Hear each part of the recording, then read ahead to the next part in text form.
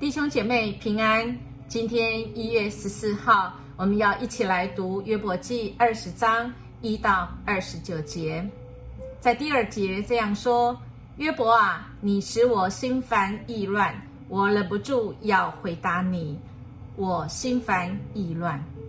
是约伯的朋友说法，他的心不能安静，因为约伯所说的一番话让他觉得受到羞辱。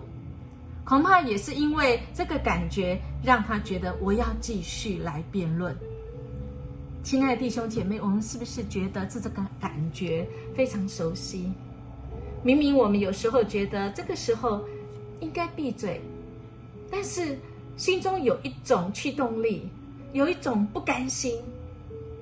我怎么可以就这样停？这我就输了耶！恐怕此时说法，他的内心就是类似像这样的心境。于是他继续来说话，他继续对约伯来说话，因为他认为你约伯就是恶人啊，你约伯就是应该要受这些报应啊，这是神所命定的。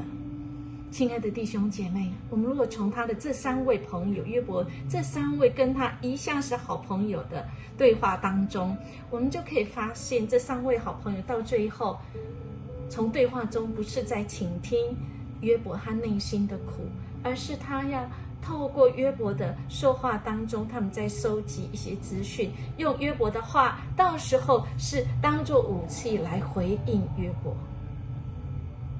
亲爱的弟兄姐妹，这3位好朋友跟约伯的认识不是1天2天，难道他们不认识约伯吗？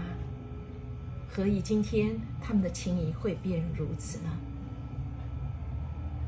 我们最好的朋友是耶稣，我们真的要小心我们自己。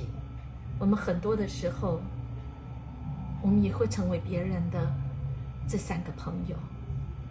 有时候我们是为了心中这一口气，是因为我们自己心烦意乱，而我们却失去了一个朋友，也失去了一个我可以信赖的人。